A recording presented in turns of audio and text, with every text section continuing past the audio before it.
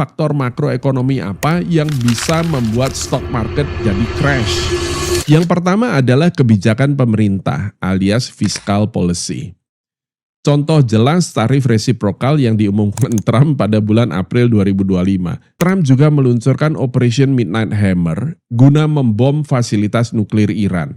Memasuki awal 2026, Trump meluncurkan Operation Absolute Resolve guna menangkap Presiden Venezuela Maduro bersama dengan istrinya, dan pada 28 Februari bersama-sama dengan Israel meluncurkan Operation Epic Fury yang berhasil menewaskan Supreme Leader Iran Ayatollah Ali Khamenei beserta puluhan pejabat tinggi Iran lainnya. Seluruh kebijakan pemerintah Amerika ini tentu membawa variabel besar terhadap kinerja S&P 500.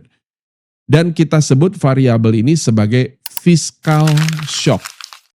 Sahabat Akela bisa lihat sendiri bagaimana fiscal policy ini mengguncang pasar sedemikian hebatnya. Faktor kedua yang tidak kalah penting dan juga bisa membuat S&P 500 crash, itu adalah monetary shock. Dan jika bicara kebijakan moneter, maka kita tidak lagi bicara tentang kebijakan pemerintah Amerika.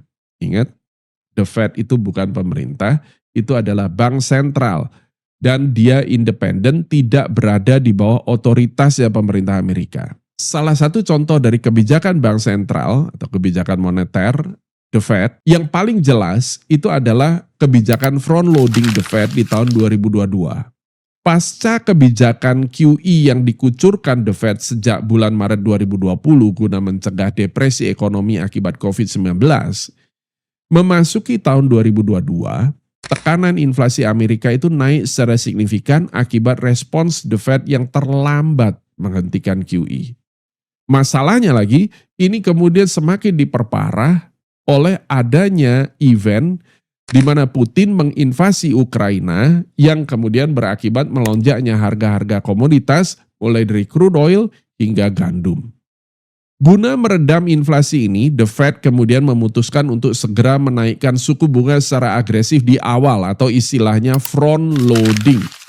Pada bulan Juni 2022 hingga November 2022, the Fed menaikkan suku bunga acuan Fed Fund Rate sebanyak 75 basis point sebanyak 4 kali berturut-turut. Pengaruhnya terhadap S&P 500 sudah barang tentu jelas banget. Di tahun 2022, S&P 500 mengalami koreksi tajam signifikan dan performa indeks S&P 500 di tahun 2022 itu ditutup negatif minus 18,1%.